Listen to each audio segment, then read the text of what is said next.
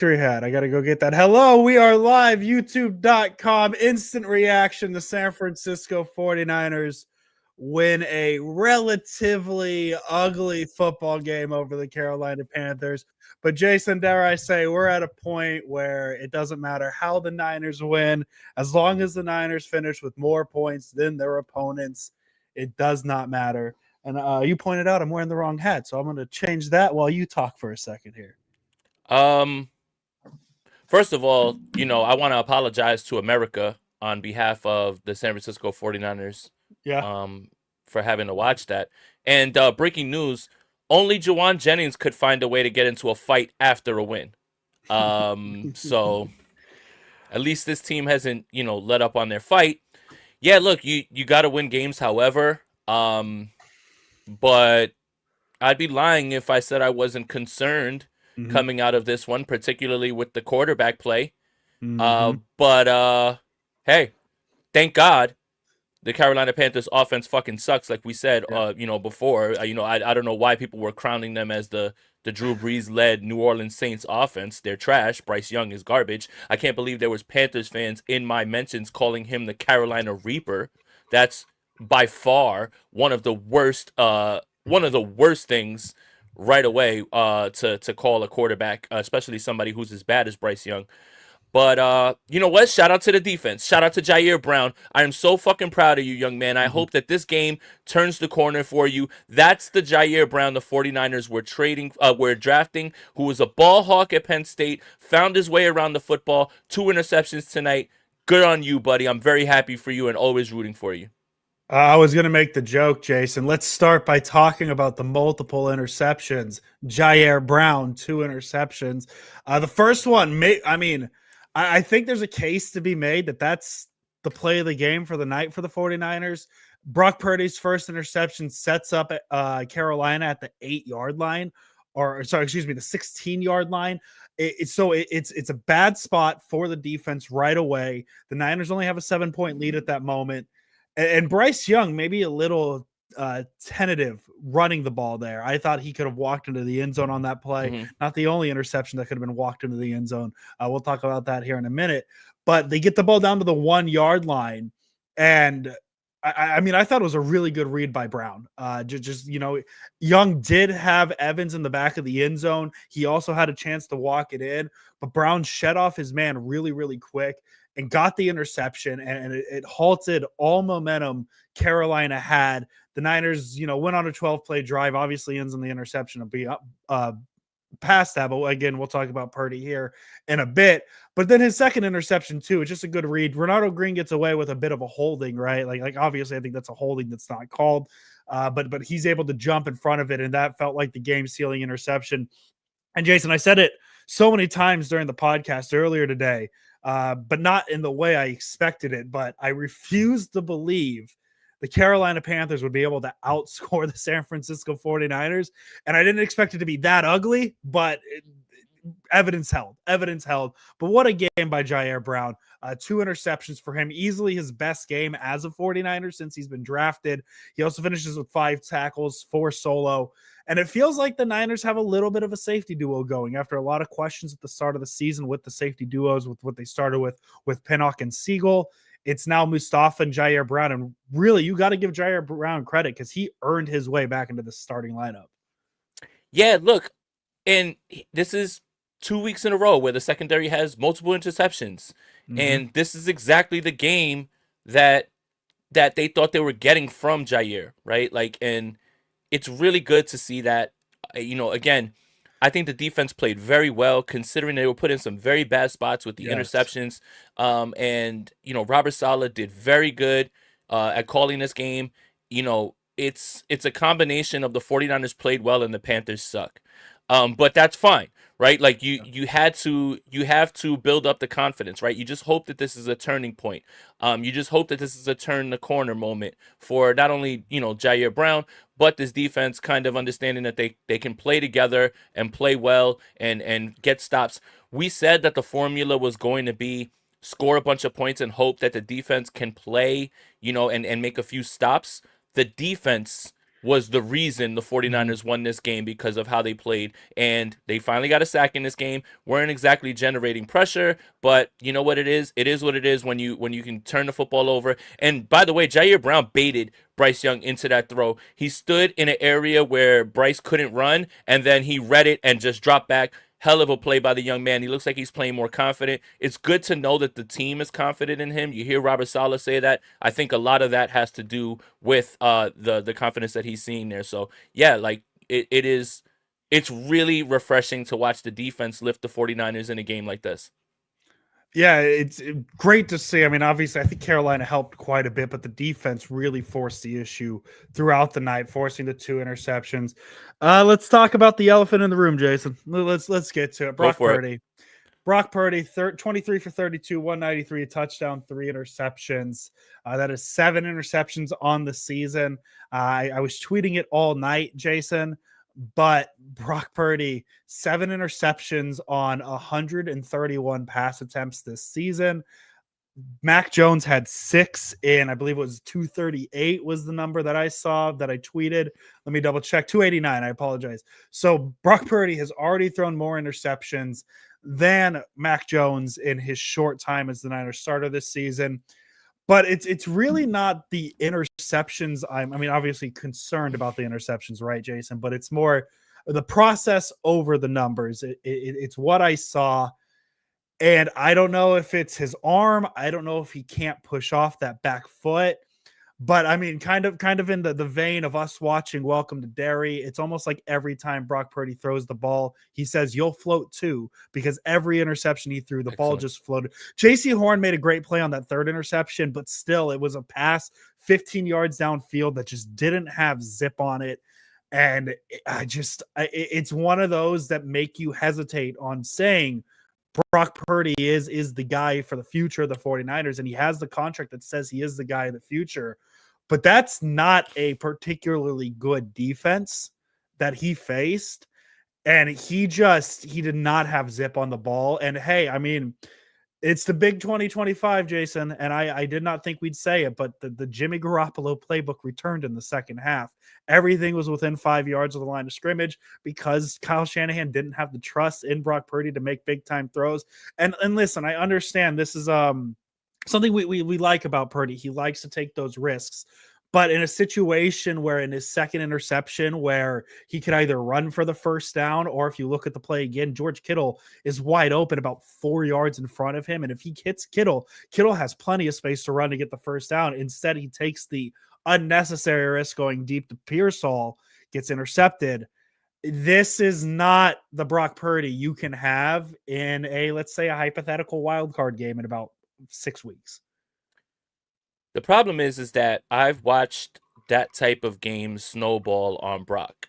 And let me Mm-hmm. explain. A lot of people looked at that game and said, "Oh, this is the Baltimore Christmas game." Well, Baltimore had a top-tier defense in the NFL that season. And here's the other issue. Baltimore cashed in on those interceptions Mm-hmm. and scored touchdowns. Now, the luxury that Kyle Shanahan was afforded in this one to just hand the football off and throw everything really short with Brock was the fact that Carolina didn't score points. Now, when Baltimore's punching in touchdown after touchdown, you can't run the football and you can't throw the football very short because you have to gain chunk yards to get back into the game. Yes. Now, that's when it snowballs because the interceptions continue. So, I'm going to be very honest. After the 3rd interception, I wanted Brock benched. I wanted Brock benched. Yep. And the reason that I wanted Brock benched was because you're not seeing it, you're late, and you don't have the zip to get it by, right? And I saw a guy who, I don't know, was he not healthy? Whatever, fine.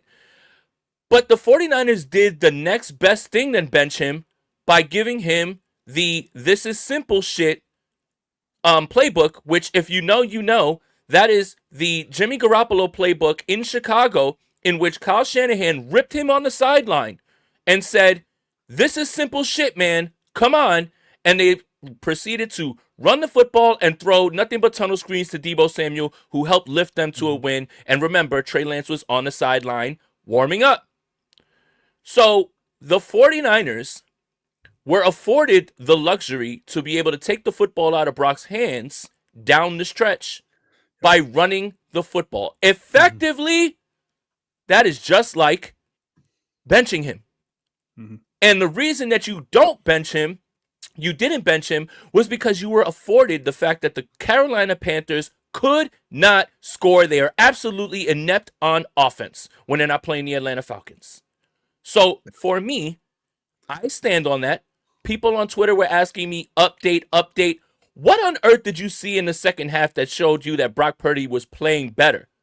They literally would run play action boots to wide open George Kittle in the flat and run with Christian McCaffrey. And by the way, Carolina's defense was dropping like flies. Horn, their backup to backup to backup linebacker. Their backup to backup to backup safety. Their defensive tackle. All banged up and leaving the game in a matter of moments. So what do? Just run the football at them because they can't stop it. They were afforded to be able to take the ball out of his hands and keep him in, which is effectively like a benching. That was, if I've ever seen it, and you've all seen it, the epitome of holy shit, Jimmy Garoppolo can't throw the football down the field. We have to make this as simple as possible. And for a brief moment today, for a long stretch of this game, I was terrified every single time the ball left the screen. And I haven't felt like that in a very long time. Mm-hmm. If you play like that against Jim Schwartz in Cleveland, God help you. I don't know what to say, and I'm going to stay away from talking about that game too much. Yeah. I got the chart up here, Jason, and you could see the 3 red dots. Those are the interceptions. The 1 green dot past 15 yards, that was the completion to Kittle for 25 yards in the second quarter. I don't have the numbers in front of me per quarter, but I would imagine every green dot shorter than 10 yards that you're looking at right here happened in the second half. And what we talked about with the upside of Brock Purdy was his ability to push the ball down the field. And if he is not able to push the ball down the field, I don't know what he offers more than Mac Jones, other than maybe his mobility. But even too with the toe, how good is that mobility going to be? And that's the concern here is, yes, maybe this is a 1 game thing, right? Maybe this is a 1 game. Hey, every week to week league, right? Jason, we talk about it all the time, week to week league. But it's a concern because there just was no zip on those passes, man. They were floating every single time he was throwing it downfield, and Carolina just sat on it, and it is absolutely a concern. And Jason, you're right. I don't want to get into it too deep yet because we have a week to worry about this game.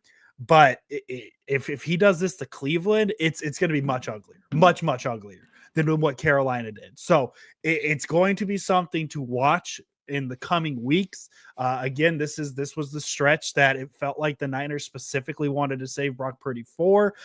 I don't think it was coincidence. He was healthy enough to start against a stretch of games of Arizona, Carolina, Cleveland, and Tennessee. And also something that I maybe want to bring up that is a concern now is we talked how good Purdy looked last week, but go look at where the Niners started with the ball every drive last week. Every time Purdy had a productive drive, they were starting plus side of the field, right? Because of an Arizona interception, because of this, that, whatever. Shout out to Sky Moore. Shout out to Sky Moore again tonight, huh? Sky Moore again. But tonight, the Niners have, more of a normal starting field position throughout the night. They didn't have too many drives that started in plus territory. And Brock Purdy looks significantly different. So again, I'm not ready to raise a red flag yet on Purdy, but I think what you saw this week compared to last week, I think this today is more concerning than last week was promising. And that's a good point. And that is a little scary to me because, again, the interceptions are the interceptions. They suck. But if Brock Purdy can't throw the ball with zip downfield, I don't know what value he adds over Mac Jones from here. I'm not sitting here saying to bench him, whatever it may be. It's just a concern. And again, 7 interceptions in 3 games compared to Mac Jones' 6 interceptions in 9 games. Like what gives here? And that's the concern.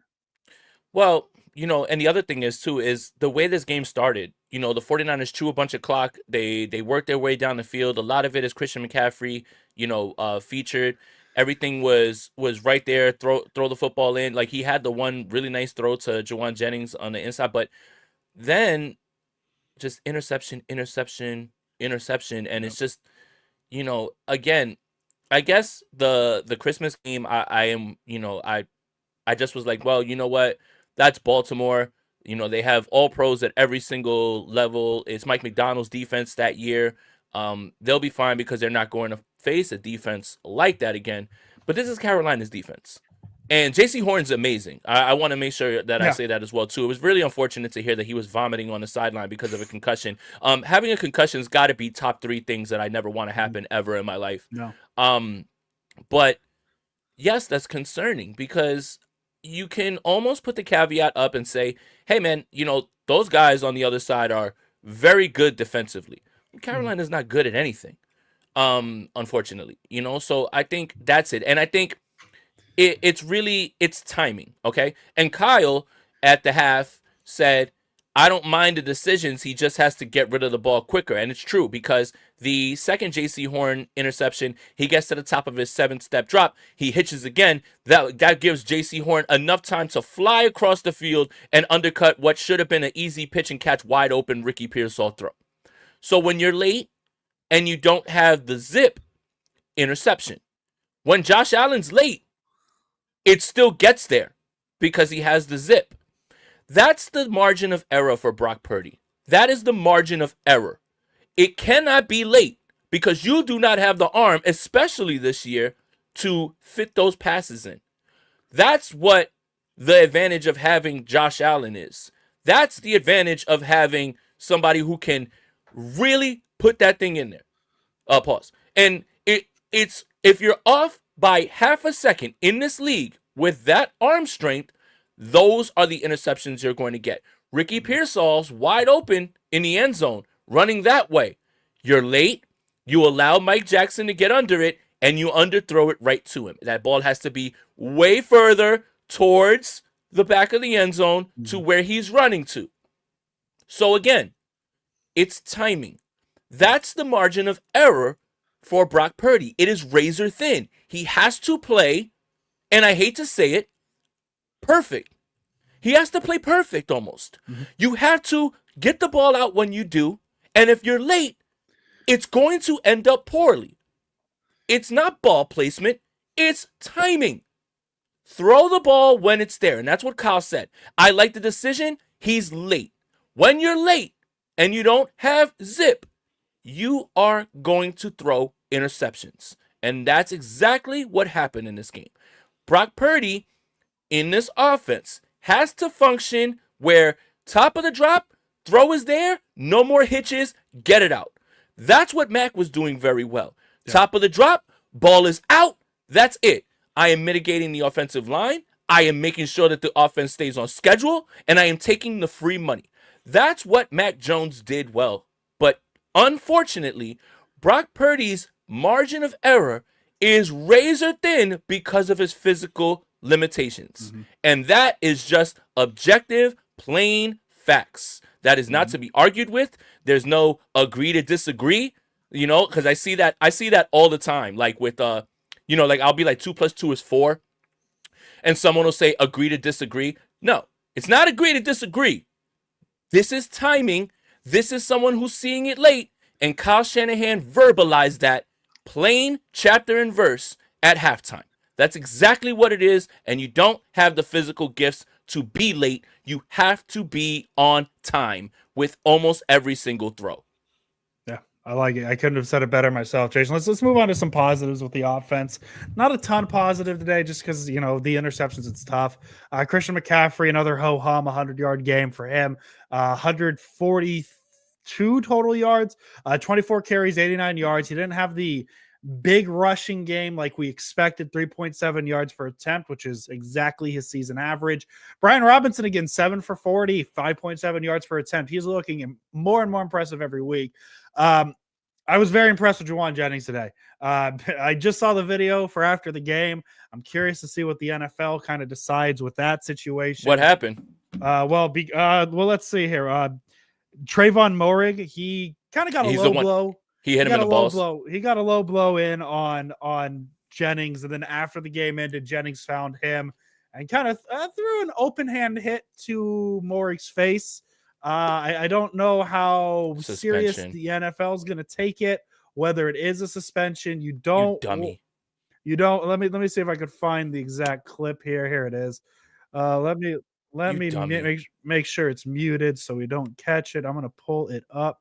But I was pretty impressed with Jennings' game despite the lack of targets and we're trying to get this video up. Sorry, Jason, I'm stalling. No, you're good. A live YouTube channel here.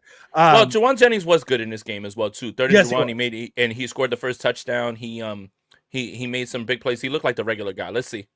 There we go. This is the. I don't know. I don't know. He shouldn't be suspended for that. Yeah, no. I thought it was that he slapped him with no helmet on. No. That's a fine. That's a fine. It's a fine. I don't think it's a sussy. So we'll see. Yeah. But yeah. His touchdown he had was really the epitome of what Juwan Jennings is. J.C. Horn comes in, tries to bring him down. The safety comes over, and boy, that safety tried to lay the lumber on Juwan Jennings, and he bounced off Jennings, no chance at all. Before another player came in and tried to make the tackle, Jennings breaks those tackles, goes in for the Niners' first touchdown, and that's the cap off a 15-yard touchdown scoring drive. Where Christian McCaffrey had 8 touches. Hey, remember, Jason, last week when we were like, oh, only 18 touches for Christian McCaffrey, man. Maybe he's getting less touches. Nah, 31 touches tonight, pal. Get used to it. But I was impressed with Jennings. He was very physical tonight. That's the Juwan Jennings I like to see. I don't know if it's enough to make me miss, number 11 out there, but we don't need to talk about that, Jason. George Kittle, 6 for 78. It's a tough game to really judge the offense on because of the turnovers. Mm. But productive from the weapons around Purdy. Yeah, you know who looks really good? Brian Robinson. Yes. Oh my God. It seems like he's falling forward. He's ripping off 5, 6, 7. It's so crazy because it's the same offensive line. It's the same skill position people. And yet when they throw a toss to Brian Robinson, it looks like nobody's near him for about 4 or 5 yards before first contact. I don't know how to explain it, but he looked really good. Shout out to Jake Brendel for the Christian McCaffrey touchdown. So Jake Brendel gets to the outside on the Christian McCaffrey touchdown, seals the linebacker, then seals the safety, and Christian McCaffrey walks in. That is something that I guarantee you people will not bring up about his game as well, too. Him and Trent Williams were ushers to the end zone. Since we're shouting out offensive linemen, shout out Colton McKivitz. McCaffrey fumbles that ball. Wow. Forward about 15 yards, and who's on top of it? I mean, Purdy ended up throwing an interception later in the drive, but that would have been, if Carolina lands on that, that's like 60 yards of field position because Carolina would have started in plus territory. But shout out Colton McKivitz. If we're giving Brendel some flowers, we got to give McKivitz some flowers for that recovery. That fumble, when I saw it hit the ground, my heart sank and I said, "Oh my fucking God, it's gonna be one of those games." Yeah. Oh my God, it's gonna be one of those games. But thank God, that's why you hustle. Right, I think there was a few plays this week in the weekend of football that exemplify why you play through the whistle. One is the kickoff coverage in Dallas where the guy is getting thrown to the ground. He gets up and he pops Xavier Gipson and he forces a fumble. That's teach tape. The second is Colton McKivitz from the other side of the field, still running to the football and getting there just in time for what turned into a gain on the play, even more because of the fumble. But that hustle play right there, it may have averted a big disaster because they had already thrown the 3 interceptions. That was looking to be the 4th turnover, and it was going to be in succession. And it was going to be one of those games where you looked around and you were like, what the fuck is going on in this game? And now you're playing down to your competition. But thankfully, Colton McKivitz got there. So I do want to say, shout out to him. And I thought Jake Brendel played a good game as well too. And I think Brian Robinson looked good. I think Brian Robinson looked very good, and he has for a long time. Again, I don't know what it is, but when he's running the football, not only is he finishing the runs by running through people and falling forward, but it does feel like whenever he's touching the football that he's not getting touched until 4 or 5 yards down the field. I don't know what is the difference, but yeah, Brian Robinson, he looked good, man. He looked real good today. Let's move to the defensive side of the ball, and really outside of Jair Brown, there's not a specific performance that jumps out other than the defense as a whole. I mean, Carolina finishes with 230 total yards, 161 passing yards, 69 rushing yards. Nice. 1 for 7 on third downs. And really the key is 0 for 2 on red zone attempts. I mean, the Niners, again, there was really no individual performances that stood out. Cleveland Farrell had a sack like that. That's always a good thing to see, especially with where the Niners rush is. But it was kind of the opposite. We were talking earlier about the Texans game, about how the defense couldn't get the Texans off the field. Mm-hmm. This is the complete opposite. The Niners won the time of possession battle 37-22. As I mentioned already, Carolina goes 1 for 7 on third downs. 70 plays for the Niners offense, 43 for the Panthers. That's 10 plays per quarter, man. Like that's crazy. And obviously they were helped a few times, right? Like Tedero and McMillan had a drop on a third down. He made up by blowing by Renardo Green on that touchdown pass. But really just a solid team effort by the 49ers defense. Yeah, and Mr. Cartier, shout out to you, man. I know I always see you in the chat, but I want to address this right here. Soon as Purdy has a spectacular game and nobody will say shit, people are so wishy-washy. This is a PSA to not just him. I'm just, jumping off the comment. This is a PSA to anyone who wants to objectively talk about football, anyone who wants to get into the podcast game or, analyzing football in any way. You have to talk about every single thing that happens in a game objectively. And if you ignore those things and you just point out whatever it is you want to point out, you're being disingenuous. For example, 2 weeks ago, Josh Allen threw 3 touchdowns and rushed for 3 more. And he threw one of the worst fucking interceptions I've ever seen in my life. It doesn't negate the game. But why am I leaving that out? Why is it that I can say objectively Brock Purdy played like shit today and not be able to say if he plays well that he played well? See, this is the part where people lose the plot in evaluating the quarterback. Game by game, you evaluate the player. If he plays well, say it. If he doesn't play well, then say it. And it doesn't excuse you from being able to say what you want to say or what objectively happened the next few weeks. I think this is a comment that I see all the time, and it has no bearing on what happens moving forward. If Brock Purdy throws 4 touchdowns next week against the Cleveland Browns, I will gladly stand up and say, what a great game. But if he plays poorly, I will say Brock Purdy played poorly. You have to evaluate the entire scope of the game. And that's it. And I know that you're, again, bro, I know you weren't, talking about that, but watch the games and evaluate the game.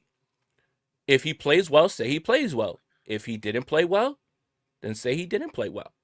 And that doesn't make you move the goalpost later on and say, well, I can't praise him this week when he played well because I said he played poorly the week before.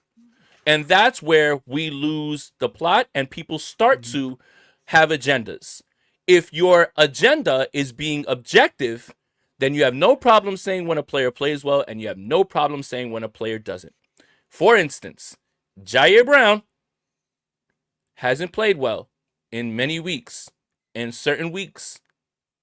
And now he played well today. You see that? And I don't understand how I literally just said he played poorly. What am I bitching up about? Like, guys, like, you're just if you're looking to like try and troll, you need to find a better gig because today he played poorly. If he plays this way against the Cleveland Browns, it's not going to go well. I don't see what is wrong with any of that. And there's no backpedaling. That's literally just objective fact. This is the type of stuff about quarterback evaluation that drives me nuts. If Josh Allen plays well, say it. If Josh Allen throws one of the most horrendous picks you've ever seen, say it. That's all. And life can be so simple. The idea that criticizing a player for a game that he played poorly in means you cannot say anything nice about him if he plays well is just way off. So that's it. I like it. I like it, Jason. My bad, Jason. My bad, Jason. NinersNation.com. I made Brock Purdy my number one star last week. So I praised him when I felt he had a good game. And this week he stunk. He was bad. Look, and last week we were joking, like Mac's not getting his job back. And my bad, Jason. I didn't realize it was like that. Mac Jones is not getting his job back. Ha ha ha ha. Am I right? Right? And then today, you get a performance like that. And you just have to be able to objectively just call it like you see it. There's nothing wrong with that. Calling it like you see it doesn't mean that you can't keep calling it like you see it. Yeah. Because I said that Brock Purdy played poorly today doesn't mean that Sunday, if he goes out there and lights up the Cleveland Browns defense, which I'm totally down for, make our life much easier. Right, that I would have to be like, well, I didn't praise him last week, so I can't praise him this week. No, just one objectively way to, go through this. If you're evaluating, you have to be able to call it like you see it. And that's it. Like, people sometimes, and again, this isn't the chat. Shout out to all you guys, by the way. Drop a like in here. People, unfortunately, have gone to, great lengths to like say that, hey, you can't really look at it this way, and you really can't, you have to, get like, if you play poorly, I'm going to say it. And if you play well, I'm going to say it. And I don't care what you've done before or what you've done after. We are talking about the week at hand that we're evaluating. Yeah. Let's get back to the point before the Purdy conversation started, which great points, Jason. I love it. But what were your thoughts on the 49ers defense today? Just as a whole, I felt like they were just as good as they've been all season. Carolina might have helped a little bit with their offensive performance, but where were you on the Niners' performance defensively tonight? Oh, Curtis Robinson, don't whiff on a tackle challenge. Impossible. My goodness, man. Look, I was really happy that, he got out there. And, if you remember Curtis Robinson's story, he was told that he was going to be starting at Mike linebacker. In that practice, he tore his ACL and was out for the season. But unblocked and just missing a tackle, and he missed a few tackles. And, the D Winters has been slowly declining every week. It feels like I thought the pass rush was fine, at times.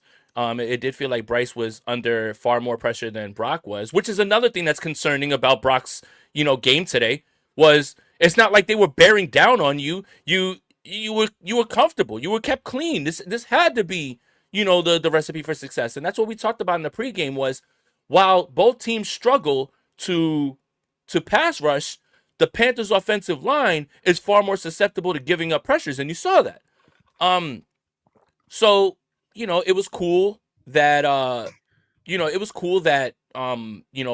to see a sack from Cleveland Farrell. Sam O got hurt early in this game. That sucks. Bryce Huff is just, unfortunately, Bryce Huff has these flashes where, early to start the game, whoever 79 is, you got your ass whipped. Huff got off the line and just blew right past you. But as the game goes on and he takes an every down role, his impact is lessened. But he has to play because of all of the limitations with the roster and the defensive line. Look, the interceptions are great. You get those stops, but you also really, really, really have to look at how bad the Panthers are on offense. Again, I missed the memo when we had to be so afraid of them that they were, they were the Patriots when they went undefeated with Randy Moss and Tom Brady. But Tet drops a pass. Xavier Legette can't separate. Rico Dowdle, like, he had one big run, but the 49ers were going to knock all that off. Like, the Panthers offense just isn't good. But at the same time, you could say two things are true. The Panthers offense was bad, and the 49ers defense was good. As long as the San Francisco 49ers defense plays well, that's all you can really ask for. So, yeah. And Tet got away for one touchdown. It was Ronaldo Green. I don't know if he got benched, but when he took the cheese on that double move, Darrell Luter came in. No. So I don't know. Something to monitor, something to look at. I don't know. I don't know why they would bench him, because I just felt like that was a really good move. And other than that, he was fine. But he might have got benched just for that double move, because Darrell Luter did come in the game. Yeah, I thought it was a solid game for the defense. Other than that one little, situation, I'm curious to see what is said about the Luter. I didn't even notice Luter came on compared to Green. Special teams, another solid game. Matt Gay, 2 for 2, 47-yard long field goal. Can't complain when your kicker's making kicks. Sky Moore, 50. Sky Moore, 43-yard kickoff return. He's been impressed. The Niners, that's what, 5 weeks in a row now with an impressive return by some 49ers returner. Like, what is going on, man? Like, what is this? We used to talk about special teams in such a bad light, and now all of a sudden special teams is just good. You know who's good on special teams? Nick Martin. Forced fumble. It would have been nice if the 49ers jumped on that. But I guess it's time to have the conversation. So I've been a big proponent of, hey, Nick Martin doesn't play Mike. That's not his position. He's a will guy. On base, he would have to be there. After Luke Gifford, they're not in base much, right? At what point do we have to just start trying to give him some Mike reps and see what you have? Because the fact that middle linebacker after middle linebacker get on the field, it doesn't matter, are injured and get on the field, and Nick Martin still can't see the field as a 3rd-round pick that the 49ers took, it might be time. Throw him some reps. Let him learn in practice. Mm-hmm. Because I had a tough time watching Curtis Robinson today on tackle after tackle after tackle after tackle. If I'm going to watch someone struggle at the position, at least let it be in the name of development. Curtis Robinson's ceiling is hit. We already know what he is. Great story. And for me, I felt like there wasn't going to be too much of a drop-off between Batoon and Robinson, but there was. So if Fred Warner's out, Batoon's out, and you go to Curtis Robinson, and you still don't have an inkling to try to get Nick Martin on the field with his speed and try to develop him on the fly while you have a veteran making the same sort of rookie mistakes that he would, I'm not sure that I understand this. Now, in week 12, now I'm banging the drum for Nick Martin to get out there, because now this is not really making sense for me, especially after what I watched today from Curtis Robinson. Yeah, not a great game from Robinson. I'm curious to see what the PFF stats would say about his numbers and all that. The missed tackles, I felt like he had a few off the top of my head. And Martin made a play on special teams, and that's really the way you start earning your way into reps on defense, especially with how hurt the Niners defense is. Like, making a plays on special teams, that'll get you snaps on defense, Jason. So really a sloppy win for the 49ers in a lot of factors, but a positive one in other ways. 20-9. The 49ers are somehow 8-4 right now. They're the weirdest 8-4 team I've ever seen. They just keep winning games, and that's really all that matters in these moments is they keep winning. You want to get to 3 stars and then get out of here, Jason? Sure. Let's do it. 3 stars. I'm going to start with Jennings. I really liked his game. Maybe not his best statistical game, but that opening touchdown is what you want from Jauan Jennings. Just physical, big, short catches, him working it for extra yardage. It worked there. I think he had another one. It was a 3rd down where he caught it short of the sticks, made a guy miss, got the 1st down. Just an overall quality game from Jauan Jennings, and I've been very mean to Jauan Jennings the past few weeks. So anytime I can highlight him, I'm going to take my chance to, because he definitely deserved it tonight. Yeah, I'm going to give it to George Kittle, man. He was great again. when the ball's in his hands, great things happen. The offense functioned in the second half with a lot of the throws off of play action for him in the flat, and he made things happen. Not too much downfield just because of the way that the game plan was stripped down in the second half. But you watched him kick out on runs and block his ass off, and he put together a great statistical game. So I really want to highlight George Kittle. You just continue to play well. Second star, I'm going to go Christian McCaffrey. Yeah. Just another casual 140-yard game for him. I mean, not much to say that we haven't said already. I wish he was a little better on the ground. 3.7 yards per attempt on 24 carries isn't great, but he keeps making it up in the receiving game. 7 receptions for 53 yards, and he had a 17-yard run. So he's slowly collecting big runs here and there, and it almost feels like we're close to that big trademark Christian McCaffrey 70-yard touchdown run. We're getting there, but again, just another quiet 140-yard game for Christian McCaffrey. How good can he be? Yeah, Christian McCaffrey is my second star, and again, it did feel like Kyle's aware of certain things, and he understands that this had a special meaning for Christian, his first game ever against Carolina. Certainly felt like there was a concerted effort from the first drive. 9 touches on the first drive. That's almost unheard of on 14 plays. To get him the football, get him involved. And, without him on offense, with the way that Purdy was functioning, I don't know how this game goes in terms of like being able to throw the football underneath and running the football with him. But Christian McCaffrey, man, you just continue to try to do your best and lift this team as much as you can, man. So yeah, Christian McCaffrey, just continue. Comeback Player of the Year. Remember, the award name is Comeback Player of the Year, not comeback from being trash Player of the Year. I like that, Jason. Number 1 star. I think we could do it. 1, 2, 3. Jair Brown. I'll let you talk because I know how important Tig is to you.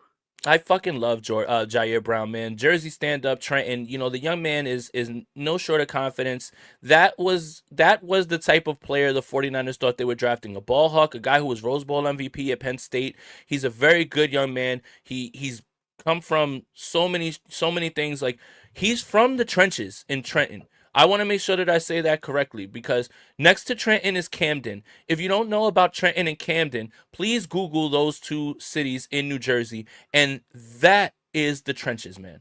And he lifts his family up. I went to it was his day at his high school where, it was right after he was drafted. I got a chance to speak with him.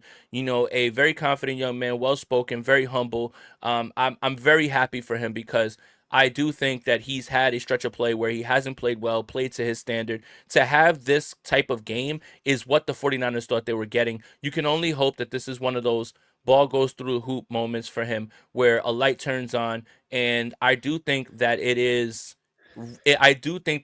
really important that Robert Saleh is so emphatic about keeping him on the field and showing confidence and going through his ups and downs with him. But shout out to Brown, man. Without him in this game and that interception in the red zone, this game goes a lot differently. So shout out to him. Taking the football away is always going to be good. But I'm proud of you, man. I really am. And I'm really happy that you were able to show out on national television, man. Good for you. Trenton, stand up. Yeah, huge win for the Niners, Jason. They moved to 8-4. Now the game we've had circled on our calendar since May, the November 30th Cleveland Browns game. We could officially put it on the radar. Don't look at the weather. Don't look at the weather yet, Jason. Not exciting. Although David Lombardi's doing a good job trying to put the Purdy 3 interceptions into perspective. If you want to get a good giggle on Twitter, but Niners got the Browns coming Sunday. Dude, he said it's a good thing that Brock Purdy is going to face the top-rated defense. Some perspective. In November 1984, Joe Montana threw a career 4 interceptions. I'm assuming career high is what he was trying to say. Sorry, my door's making noises. Some perspective. Montana threw career high 4 interceptions and a close home win over Cincinnati. The next week, the 49ers traveled to Cleveland and whipped the Browns 41-7. Cleveland is next for these 49ers too. And then he followed up with those 3 first-half interceptions. Can end up becoming one of the best things to happen happened to Brock Purdy and this 49ers offense this season if they're applied as proper growth moments. They taught the dangers of impatience without costing SF the game. Post halftime, ultra disciplined, hog the ball return, which is just the nicest way I've ever heard anybody say the Jimmy Garoppolo playbook. And that they took the ball, out of his hands. That's exactly what this 49ers team with its wounded defense will need moving forward. They are 8-4. Great. Hey, man. Hey, you got to appreciate the spin zone. Got to appreciate the spin zone. I will say this. He's a master. And again, I'm cool with David, man. You know, like he's always been nice to me. He always has nice things to say about, you know, how I go about, you know, my coverage and all that stuff.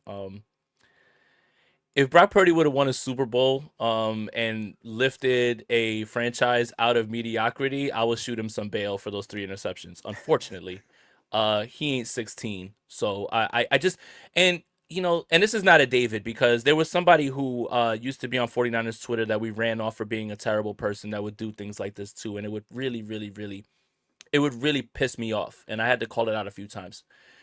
Oh, in 1987, the San Francisco 49ers under Bill Walsh and Joe Montana, they started the season 0-2, went on to win 14 straight. What the fuck does that have to do with the 49ers in the big year of 2025? Objective analysis has gone out the window if you're just going for nostalgia. Hey, there's one team in 1987 that had Joe Montana, Jerry Rice, Roger Craig, an all-star defense, probably the greatest coach of all time.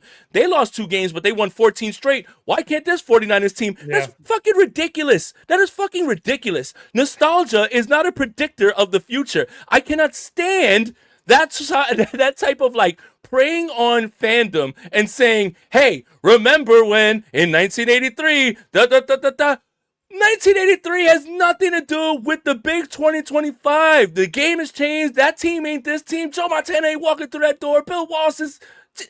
Just stop. Just stop.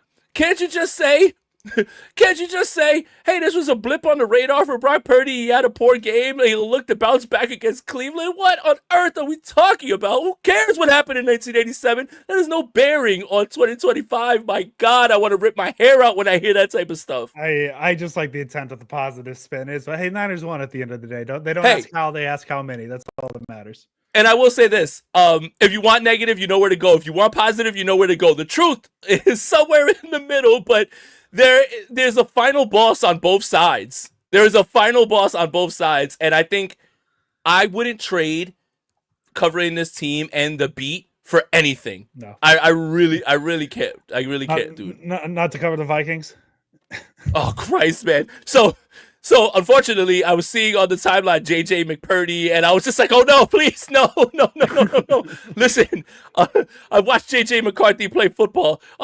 Brock's not him. Like I really don't. Don't do that, please, man. We literally in the pregame show we're talking about how the only quarterback that is worse than him is like Jamarcus Russell. Brock ain't that. Let's stop there. Like, please, we can't jump out the window. So But yeah, man, like we can laugh about it now because this game, you know, is salted away, and you know it did kind of play out the way that we thought it would because the Panthers offense, I don't know where this narrative came from. We're never gonna outscore the Niners. Yeah, it never a shot in hell. You know, like again, like I posted a tweet on Twitter. If you guys want to have some fun and read through Carolina Panthers replies, they were calling Bryce Young the Carolina Reaper, which.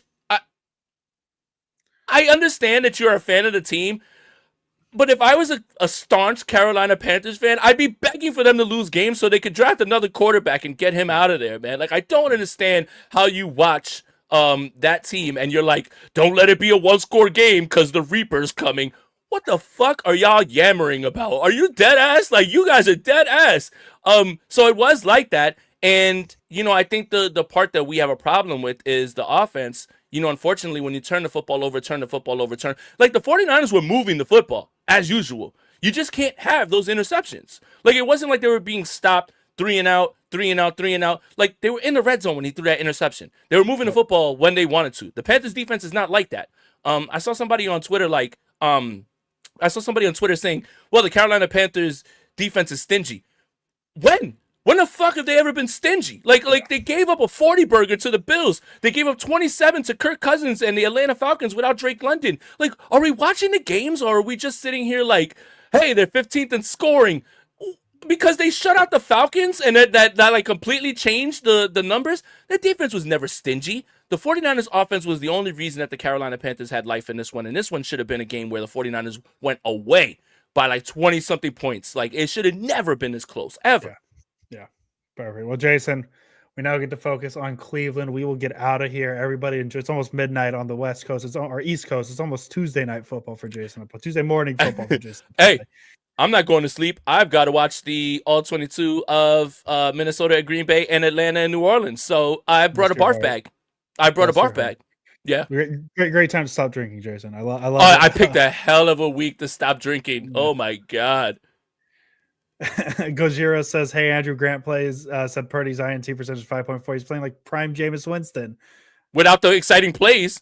Yeah, without the excitement, man. I could go for another 30 minutes on that reception yesterday. The flea flicker, to the throat, like, yo, I think that, and this is why you should vote for me to become the next NFL commissioner, because I will institute a rule that I get to pick one team per year that Jameis Winston has to be the starter. Yeah, you have no say in the matter. No say in the matter, and I pick Jameis Winston as your starter. Forget your draft evaluation. Forget whatever it is that you wanted to do in the offseason. Jameis Winston's your starter, and we need entertainment value. Vote for Jason Aponte as NFL commissioner in 2026. I am the commissioner of the NFL, works for the people, and he does not work for the league. He works for the people. Vote for me if you want the NFL to be fun again, because I will institute that rule. I like it, Jason. I support it. I endorse your vote. I will vote for you. Aponte 2026. I like it. 2026. Aponte Pasquini 2026 is my deputy commissioner. Yep, I love it. Jason, we're going to get out of here now. I'll let you go. Watch that enthralling film. Put it all out there. All 22. Enjoy it. Jason Aponte, as always. Let's go Niners, man. 8-4, baby. Let's keep rolling. I'm not even thinking about next week, man. 8-4. That's all that matters. Bam.